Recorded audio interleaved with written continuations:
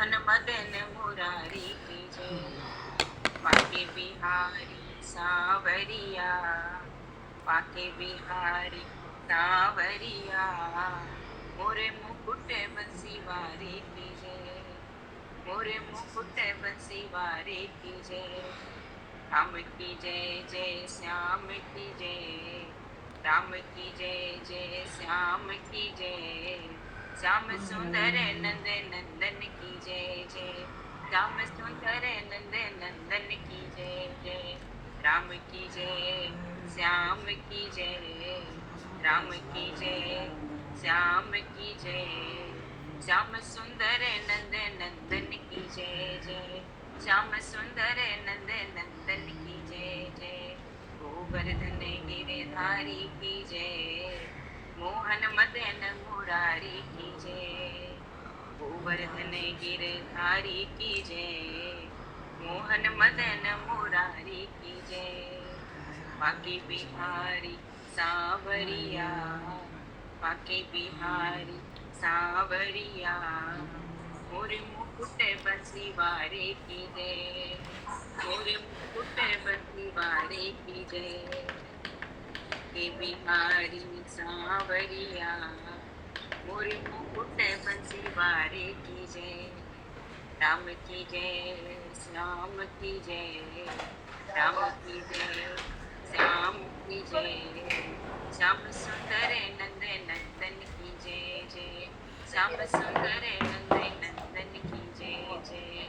श्याम सुंदर नंद नंदन की जय जय। गोवर्धन गिरधारी की जय। गोवर्धन गिरधारी की जय। मोहन मदन मुरारी की जय जय। मोहन मदन मुरारी की जय। बाके बिहारी सांवरिया, बाके बिहारी सांवरिया, मोरे मुकुट बंसी वारे की जय। मोरे मुकुट बंसी वारे की जय जय। मोरे मुकुट बंसी वारे की जय जय। मोरे मुकुट बंसी वारे की जय जय। गज महाराज की जय। शिवा के बिहारी लाल की जय। श्री नंद नंदन श्याम सुंदर भगवान की जय। जय जय श्री सीताराम, जय जय श्री राधेश्याम। हरिशरण।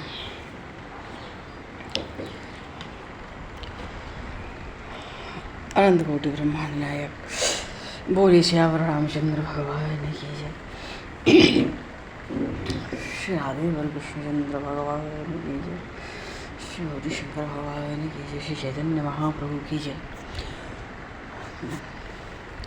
श्री बांके बिहारी लाल की जय। श्री वृंदावन प्रेम धाम की जय।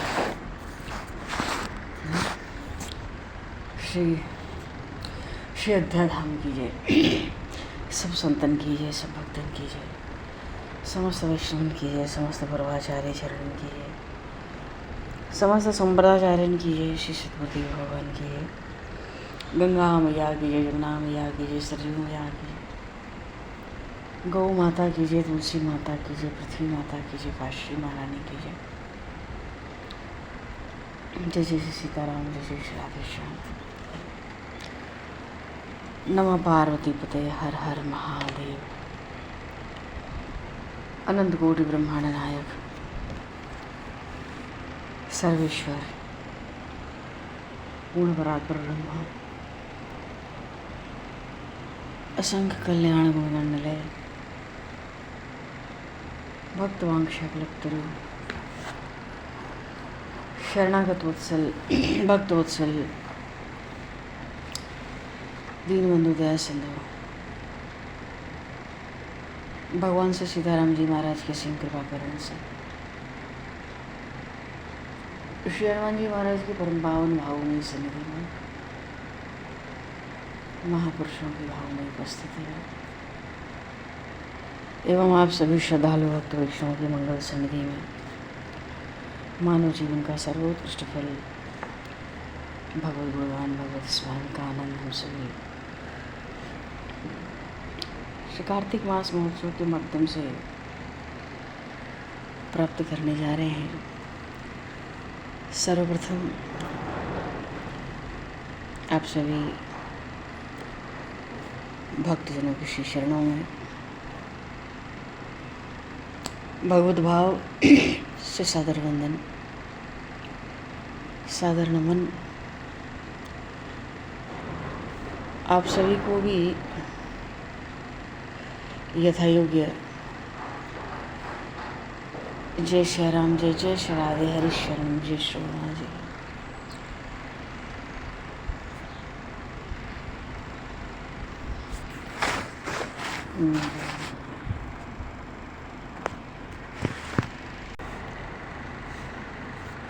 वृंदारण्यम सवदरमनम प्राविशद गीत कीर्ति है। बोली श्री नंदन श्याम सुंदर भगवान की जय। सर्वप्रथम आज यम द्वितीया का पर्व, ये त्योहार यमराज जी और उनकी बहन जमुना जी से जुड़ा हुआ है और इस त्योहार को संपूर्ण भारतवर्ष में मनाया जाता है।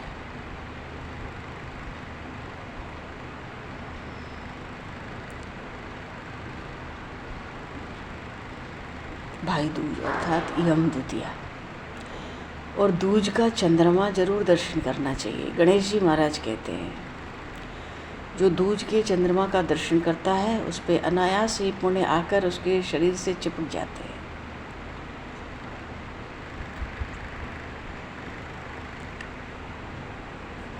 भारत के बाहर नेपाल आदि देशों में भी भाई टीका कहके बहुत बड़ा ये यम द्वितीया, और मथुरा में तो ये बड़ा एक पौराणिक त्योहार है। सूर्यदेव की पत्नी छाया के गर्भ से यमराज और यमुना दोनों का जन्म हुआ। यमुना जी अपने भाई यमराज से स्नेहवश निवेदन करती थी कि कभी उनके आकर भोजन करो, उनके घर आकर भोजन करो। आज के दिन जो भाई अपनी बहन के हाथ का बना हुआ भोजन करते हैं उनको यमराज का मुंह नहीं देखना पड़ता, मानो उनको नरक नहीं जाना पड़ता। बस इतने से किसी की कोई बहन ना हो तो गौ माता को बहन मान ले, यमुना मैया को, किसी भी नदी महानदी देवी को बहन मान ले, किसी भी रूप में कोई प्रसाद उनका समझकर स्वीकार करे।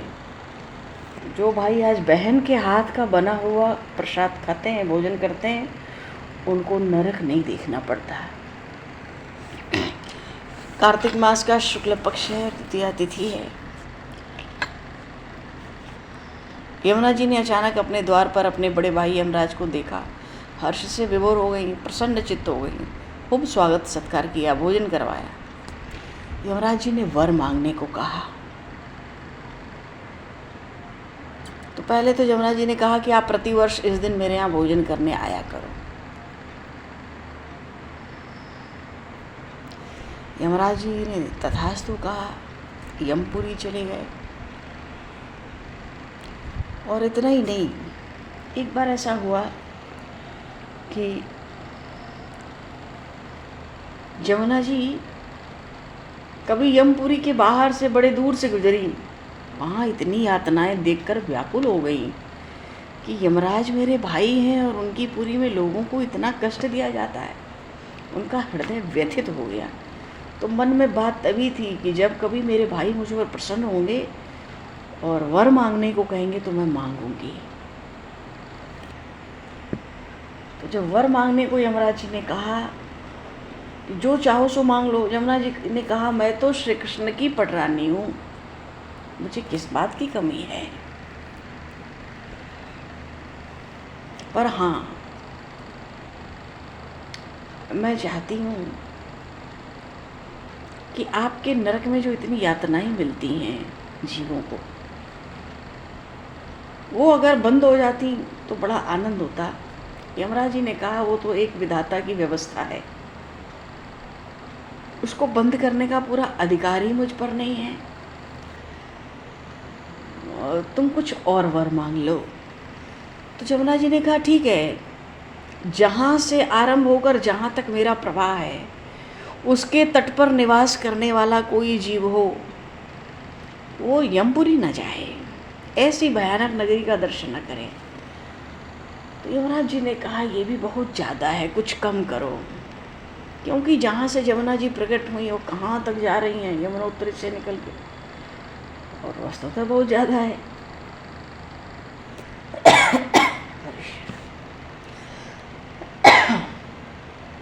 तो यमुना जी ने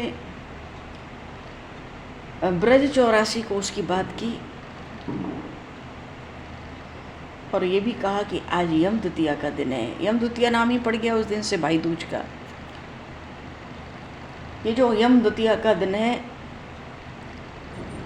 इस दिन जो भी भाई बहन विशेष रूप से, मथुरा तो मंडल है, पूरा संपूर्ण 84 कोस ब्रजमंडल कमल के आकार में है, उसका हृदय कर्णिका को तो वृंदावन कहा गया।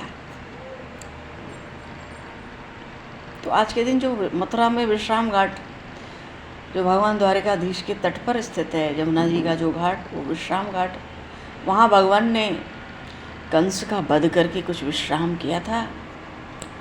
अक्रूर जी के साथ आए थे तब भी प्रभु ने वहाँ कुछ विश्राम किया था और तब मथुरा नगरी में प्रवेश किया था। जन्मभूमि भी भगवान की वहाँ से बिल्कुल पास है। तो उस विश्राम घाट पर आज भी यमराज जी का दर्शन होता है, यमुना मैया का दर्शन होता है। भक्तजन पूजा करते हैं और आज के दिन जो भाई बहन वहाँ स्नान करते हैं वो मोक्ष के भागी होते हैं। तो इस तरह से मानो यमराज जी और उनकी बहन श्री यमुना जी के स्नेह पर आधारित है ये यम द्वितीया का महान पर्व। बोलिए श्री यमुना मैया की जय और यमराज जी की भी जय। क्यों? 12 परम भागवतों में एक परम भागवत हैं धर्मराज। ऐसे परम पावन पर्व की यम द्वितीया पर सबको, सभी भक्त वैष्णवों को खूब खूब बधाई है, शुभकामनाएं हैं। पर अपना तो कार्तिक मास महोत्सव चल रहा है और इस महोत्सव के अंतर्गत प्रधानता एक तो होती है भाई ब्रह्म मुहूर्त में स्नान करो, नहीं तो सूर्योदय से पूर्व तो हर स्थिति में करो। दूसरे दीपदान नित्य करना ही चाहिए इस मास में, और भगवान को दीपदान करें तो करना ही चाहिए रोज तुलसी काष्ठ से। और श्री तुलसी मैया की महिमा, उनकी महिमा का गुणगान काटते कीर्तन, और श्रीमद् भागवत महापुराण का कुछ एक अंश में कैसे भी आश्रय बना रहे। बोलिए श्रीमद् भागवत महापुराण की जय।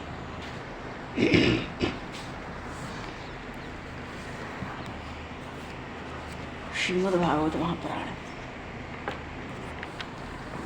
भगवान ने जिन भगवान श्री कृष्ण के श्वासों से वेद का निर्माण हुआ,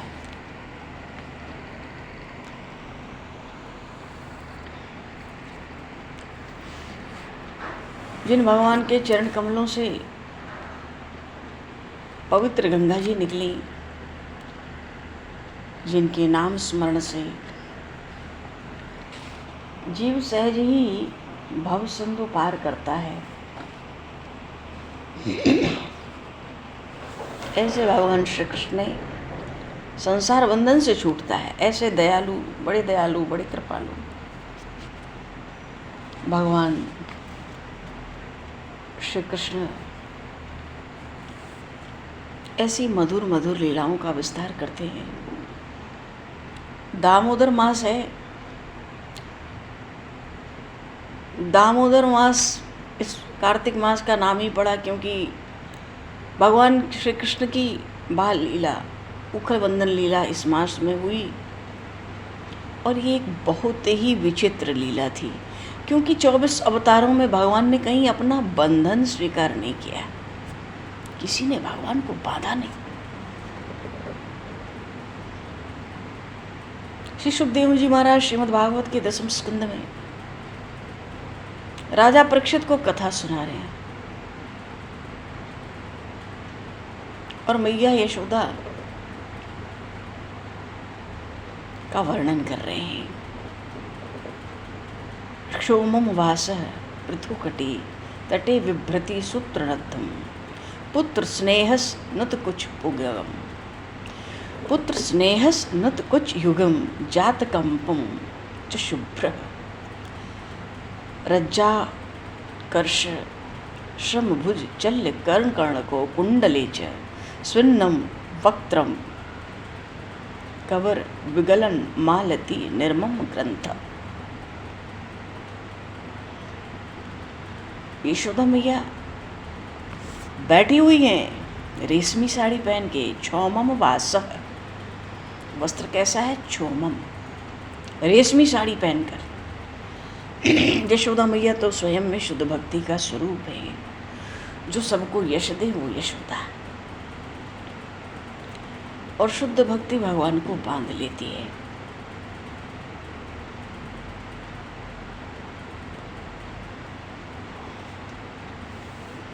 वस्तुतः गोपियाँ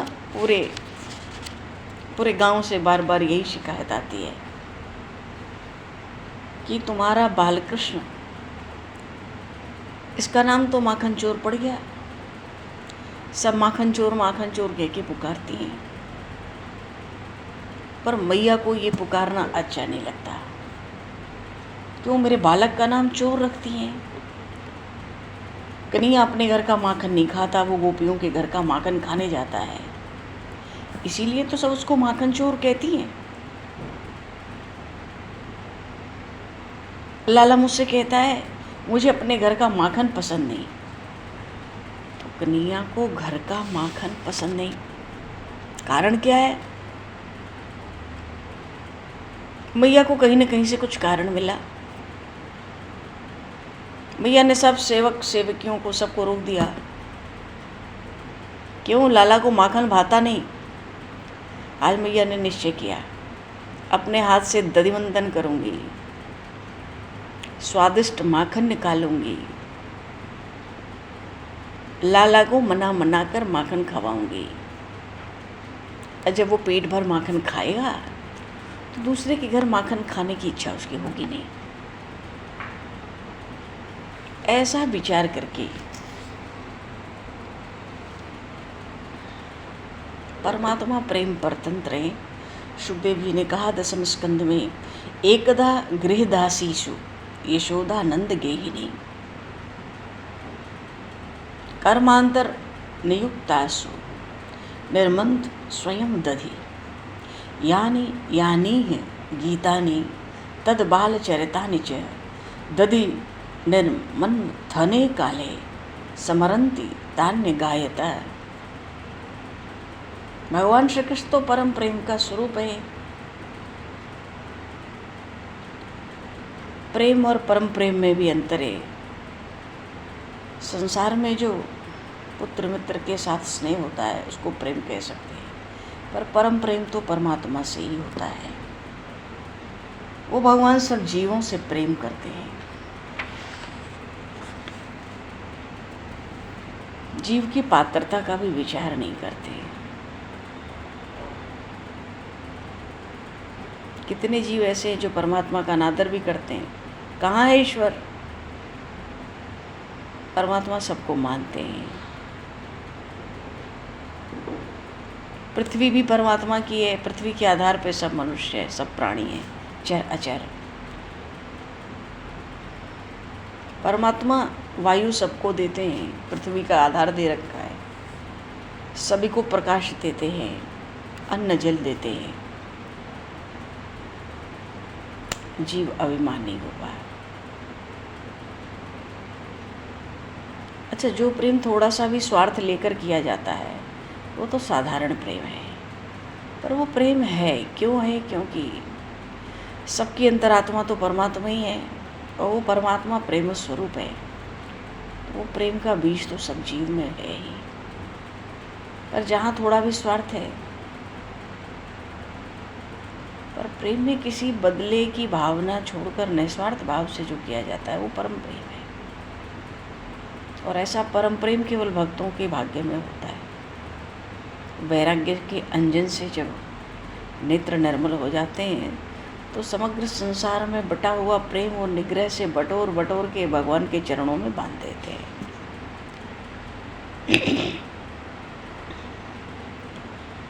तो कथा है, प्रसंग है। अरे क्या प्रसंग उठाया अभी? हाँ, उकर बंधन लीला।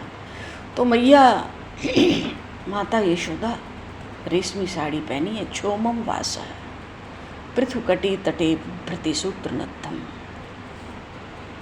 मैया के स्वरूप का वर्णन कर रहे हैं।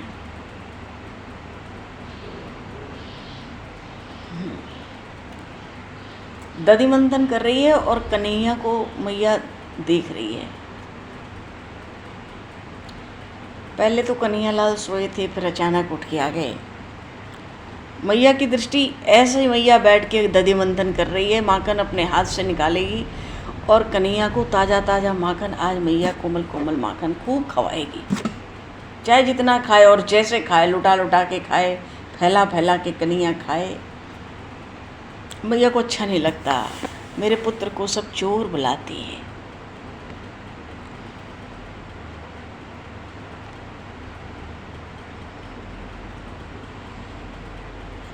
तो दृष्टि तो कन्हैया पर है। लाला सो रहा है तो भी, लाला उठ को आ गया तो भी।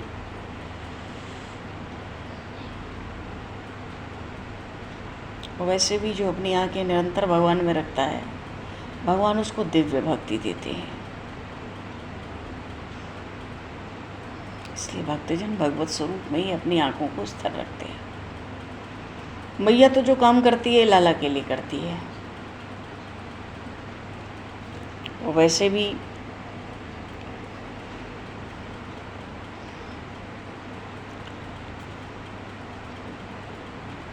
गोपियां तो श्रृंगार भी करती हैं, तो वो भी भक्ति है। अब उस श्रृंगार में कोई मानसिक विकार, वासना, आसक्ति हो जाए तो वो दूषित हो जाता है। मीराबाई जी की चरित्र में आता है, वो सुंदर श्रृंगार करती हैं, फिर गोपाल जी के सन्मुख कीर्तन करती हैं। क्यों? गोपाल जी की नज़र मुझ पर पड़ने वाली है, इसलिए वो श्रृंगार करती हैं। उस श्रृंगार के पीछे कितना विशुद्ध भाव है, तो श्रृंगार ही भक्ति है। मैया ने खूब श्रृंगार किया है। मैया तो श्रृंगार करती है, ब्रज की रानी है, नंद बाबा ब्रजराज हैं। वैसे भी सब सेविकाएं उठकर स्नान होने के बाद ही मैया का खूब श्रृंगार कर देती हैं। और दधि मंथन होता है तो धम धम धम की मधुर ध्वनि हो रही है। मैया की कटी में किंकिणी, हाथों में कंकण, सब बज रहे हैं एक साथ। इतनी चूड़ियाँ मैया ने पहन रखी है कांच की, सब बज रही हैं। तो आज मैया दधि मंथन कर रही है, बड़ी धमधमाहट हो रही है। और बड़े प्रेम से दधि मंथन भी करती है और बाल कृष्ण की लीलाओं का वर्णन करती है। मैया सोचती है, मेरे लाला का जब से जन्म हुआ तब से इस गांव की शोभा बढ़ गई। गोपियों ने भी गोपी गीत में पहले यही कहा, जयति ते दिखम जन्मना ब्रजः। हे श्री कृष्ण, जब से इस ब्रज में आपने जन्म लिया, जयति ते दिखम जन्मना ब्रज, तीनों लोकों में ब्रज की अतिशय जय जयकार हुई है। गोपी गीत का आरंभ भी भगवान का जो यश गाया गोपियों ने तो यहीं से किया, जयति ते जन्मना ब्रज।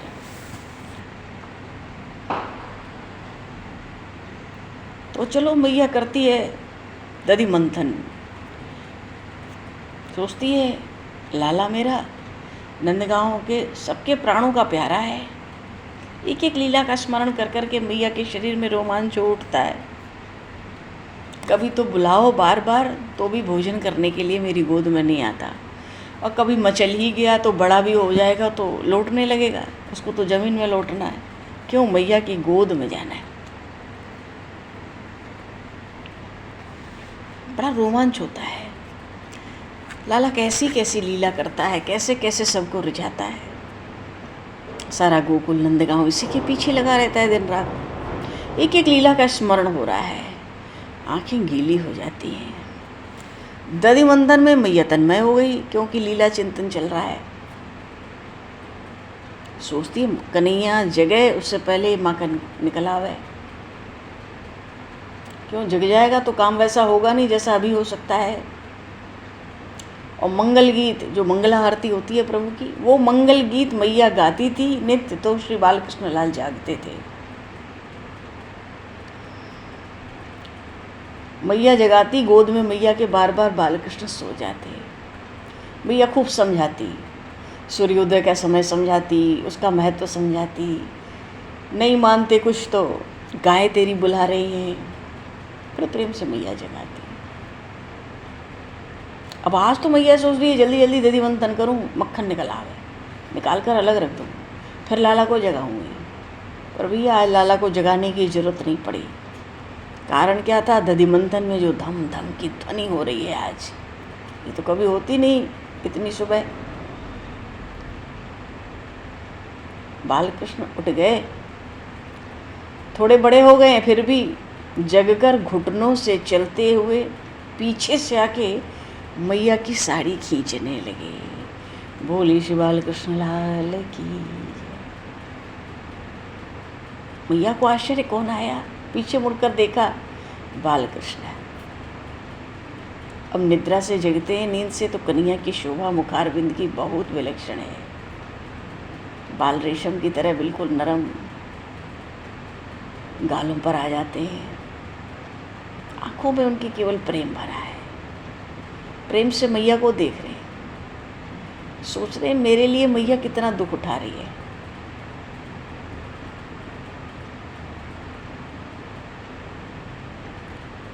तो झट बोल पड़े कि मैया का ये काम रुक जाए, मैया और कष्ट न उठावे। तुरंत मैया से कहा, मैया मुझे तो बड़ी भूख लग रही है।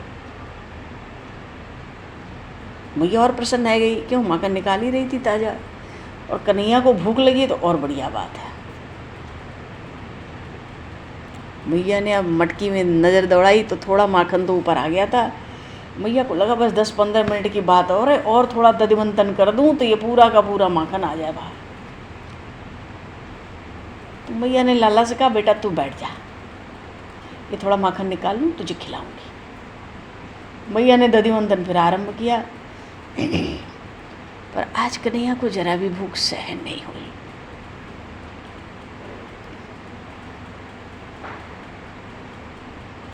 तो कन्हैया लाल उठे, देखे मैया अभी नहीं उठेगी,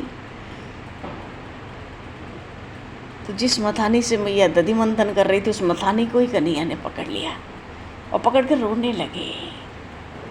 मैया को दया गई। मैया ने दधि मंथन बंद कर दिया, लाला को गोदी में उठा लिया।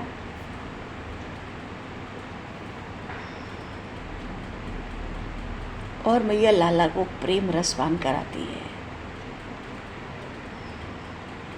तमन कमारू अपायम स्तनम स्नेहस्तुतम सस्मित मीक्षति मुखम अतृप्त मुत्सृज्य जनेत सा यथा उत्सृज्य माने पयसी त्वधिष्ठिते।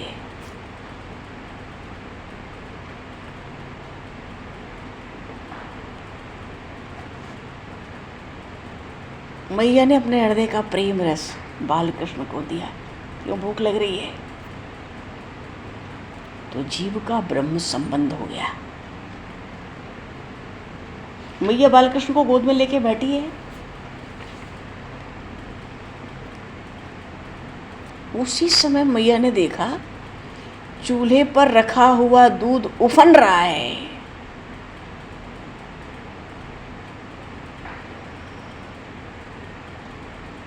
बस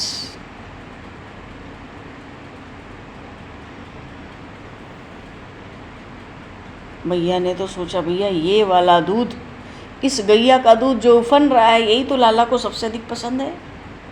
गाय तो बहुत है, पर ये गंगी गाय का दूध है, लाला को बहुत भाता है। तो मैया इसके दूध का बड़ा ध्यान रखती है सारा दिन, न जाने कब लाला को भूख लगे। लाला से बढ़कर दूध थोड़ा ही पसंद है, लेकिन दूध अगर आग में गिर जाए तो लाला क्या पिएगा। मैया ने तो बीच में ही गोद से उठाकर बालकृष्ण को नीचे बिठा दिया। प्रभु को तो बहाना चाहिए, बिगड़ गए। अतृप्त मुसृज जवेन सा ययौ। श्री सुखदेव जी महाराज भागवत में कह रहे हैं, लाला को तृप्ति नहीं हुई थी। मैया पटक के लाला को दूध उतारने दौड़ी जोर से। कन्हैया को बात पसंद नहीं आई। क्यों मैया मुझे छोड़कर दूध उतारने जाए?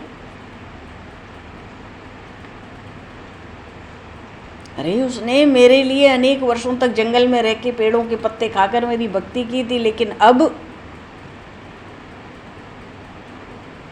जीवात्मा का एक स्वभाव है जीव का, जो मिलता है उसकी उपेक्षा करता है। भैया ने सोचा होगा कन्हैया कहाँ जा रहा है, पर ये दूध बाद में क्या पिलाऊंगी, अग्नि में गिरने से बचा लूँ।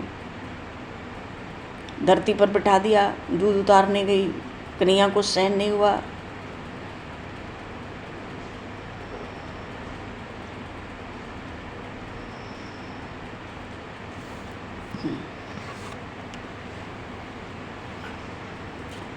बड़ी सुंदर कथा है, और इसी प्रसंग में थोड़ा सा भी उत्पात करेंगे तो इनका उखल बंधन मैया कर देगी। बोलिए श्री बाल कृष्ण लाल की जय।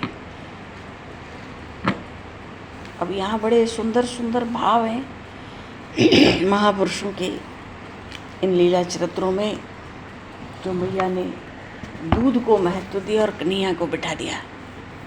पर कन्हैया को तो तृप्ति नहीं थी। कन्हैया आज बहुत नाराज हो गया मैया से। अब तो कन्हैया खींच गया तो कन्हैया सोचता है मैया को भी आज बहुत खींचाऊंगा। बोलिए श्री बालकृष्ण लाल की जय। उखल बंधन लीला का बड़ा विस्तार है ना। भगवान की तो हर लीला बहुत रहस्यमय होती है, पर उखल बंधन लीला में बहुत विस्तार है। लंबी सी लीला है, छोटी नहीं है। थोड़ा थोड़ा करके हम लोग भी 2-4 दिन में, जब भी 2-1 दिन में हो जाए, हम लोग भी उखल बंधन लीला का स्मरण करेंगे, चिंतन करेंगे। श्रीमद् भागवत का आश्रय भी होता रहे।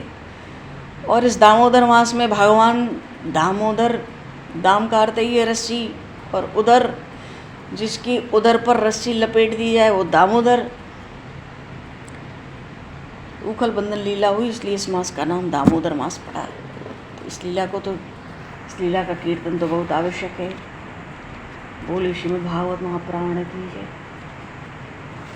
श्री तुलसी मैया की जय।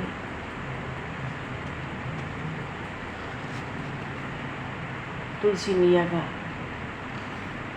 बड़ा भारी महात्म्य। श्री राधा रानी ने एक बार तुलसी सेवा करी।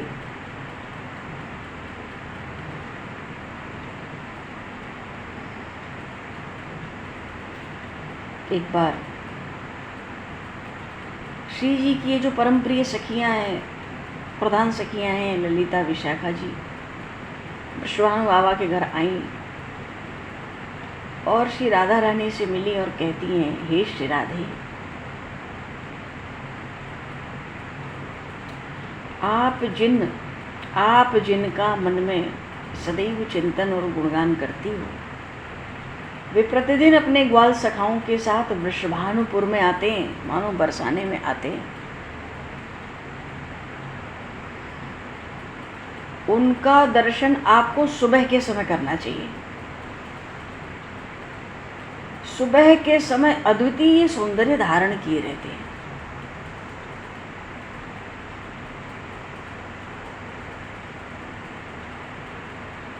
तो श्री लाडली जी ने झट अपनी सखियों से कहा, ये तो बात की बात है, पहले आप लोग मुझे उनका मनोहर चित्र बनाकर बड़ी शीघ्रता पूर्वक दिखाओ, तब मैं उनका दर्शन करूंगी। कि सुबह के समय कौन सा ऐसा अलौकिक सौंदर्य होता है। मानो तो आप लोगों ने दर्शन किया तो हमें चित्रपट पर उनका दर्शन कराओ, उनके सौंदर्य का। सखियां तो श्री जी के लिए, उनकी प्रसन्नता के लिए जीती हैं बस। उनकी एक एक क्षण क्षण की चेष्टा। श्री जी हैं तो उनकी प्रसन्नता हो गए, श्यामा श्याम है तो उनकी प्रसन्नता हो गए।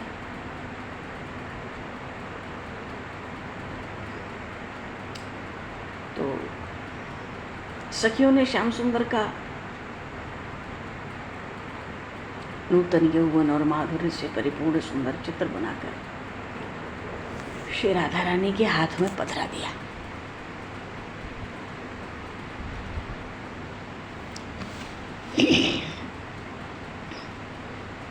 अब तो दर्शन करते ही दर्शन की बड़ी विशेष लालसा हृदय में जागृत हो गई श्री राधा रानी के। वो तो चित्र निहारती रह गई, आनंद में मगन हो गई।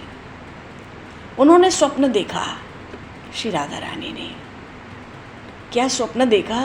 यमुना के तट पर भांडीर वन में श्री कृष्ण जो नील मेघ के समान और पीतांबरधारी हैं,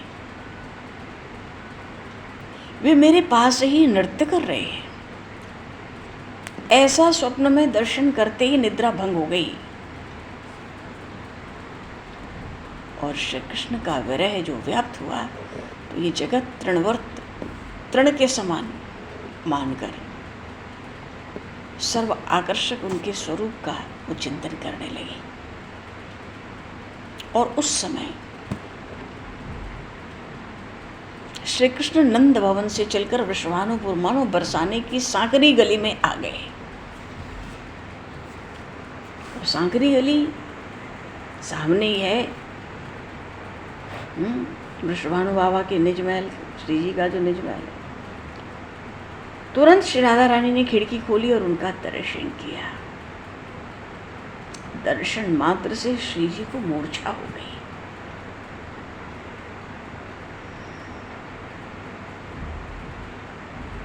उन श्री कृष्ण ने भी श्री राधा रानी का दर्शन किया और मन में उनके साथ विहार की कामना करते हुए लौट गए।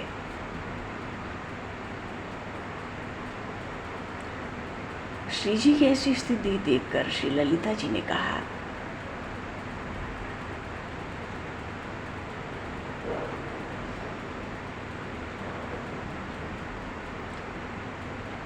तो ललिता सखी ने श्री जी को आश्वासन दिया, धैर्य दिया और श्री जी ने कहा, यदि उन श्याम सुंदर के चरण कमल प्राप्त नहीं हुए तो मैं अपने शरीर को धारण नहीं करूंगी।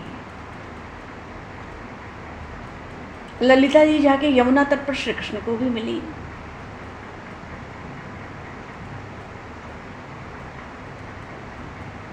उस समय श्री कृष्ण कदम के पेड़ के पास अकेले बैठे थे।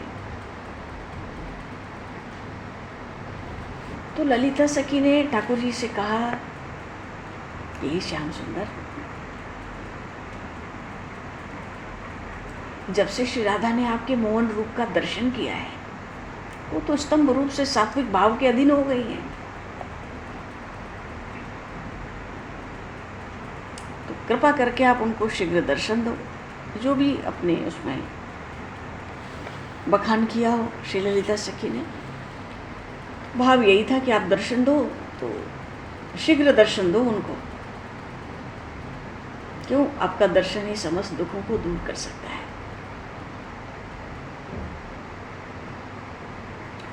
प्रभु ने कहा, देखो मेरे प्रति प्रेम करना चाहिए, प्रेम से ही सुलभ हो जाता हूँ। उन श्री राधा की इच्छा भी पूर्ण होगी और फिर हम दोनों अभिन्न स्वरूप हैं। जो हमें भेद करके देखता है वो कालसूत्र नामक नरक में दुख प्राप्त करता है।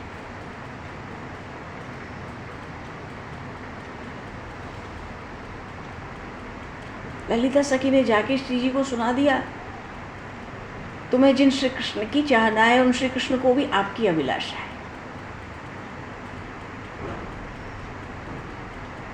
तो श्री जी की एक सखी हैं चंद्रानना, उनको धर्म का, शास्त्रों का बड़ा ज्ञान है। तो उनसे पूछा कि हे सखी, श्री कृष्ण की प्रसन्नता के लिए किसकी पूजा करनी चाहिए? ऐसी सेवा पूजा जो परम सौभाग्य का वर्धन करे, परम पुण्यदायक हो, मनोवांछित फल दे, मुझे शीघ्र बताओ, क्योंकि तुमने गर्गाचार्य के श्रीमुख से शास्त्र की चर्चा सुनी है, तो हमें सुनाओ, मुझे क्या करना चाहिए? तो उन चंद्रानना ने कुछ क्षण तो हृदय में विचार किया और तुरंत उत्तर दिया। वो कहा कि श्री कृष्ण की प्राप्ति के लिए सर्वश्रेष्ठ व्रत है तुलसी सेवा।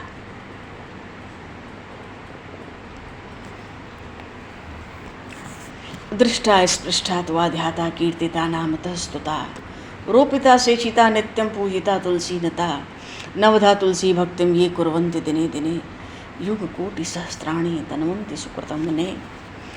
यहाँ चंद्रानना जी कहती हैं, रोपिता सिंचिता नित्यम पूजिता तुलसी दलई। यदि तुलसी का स्पर्श, ध्यान, नाम कीर्तन, स्तवन, आरोपण, सिंचन और तुलसी दल से नित्य भगवत पूजन किया जाए तो महान पुण्य फल होता है। और जो 9 प्रकार की भक्ति करते हैं वे कोटि सहस्र युगों तक इस सुकृत का लाभ पाते हैं। ऐसा सुनाया उन्होंने, चंद्रानना ने भी श्री जी को, और बहुत बहुत महिमा सुनाई। अब और क्या क्या महिमा सुनाई, अब ये हम लोग आगे के प्रसंग में उसका लाभ उठावें। बोलिए श्री तुलसी मैया की जय, श्रीमद् भागवत महापुराण की जय। श्री राम राजा सरकार की जय, नंदनंदन श्याम सुंदर भगवान की जय, श्री चैतन्य महाप्रभु की जय। भाई चैतन्य महाप्रभु को नित्य प्रणाम करते रहो। अभी लौट के आना है कार्तिक के बाद। हाँ, श्री चैतन्य महाप्रभु की जय, गौरी शंकर भगवान की जय, श्री हनुमान जी महाराज की जय, सतदेव भगवान की जय। तो समय को दृष्टिगत करते हुए अब आज यहीं पर वाणी को विराम। वाक्य पुष्पांजलि प्रभु के श्री चरणों में सादर समर्पित, और आप सभी को भी यथायोग्य जय श्री राम, जय जय श्री हरि श्री। बोले आप जो कोई बोलना चाहे। जय श्री राम, जय श्री राम, राधे राधे। गोविंद गोविंद हरि मुरारी, गोविंद गोविंद मुकुंद कृष्ण, गोविंद गोविंद रथांग पाणि, गोविंद दामोदर माधवेति, गोविंद गोविंद हरि मुरारी, गोविंद गोविंद मुकुंद कृष्ण, गोविंद गोविंद रथांग पाणि, गोविंद दामोदर माधवेति, गोविंद गोविंद हरि मुरारी, गोविंद गोविंद मुकुंद कृष्ण, गोविंद गोविंद रथांग पाणि, गोविंद दामोदर माधवेति, गोविंद दामोदर माधवेति, गोविंद दामोदर माधवेति। बोलिए श्रीमद् भागवत महापुराण की।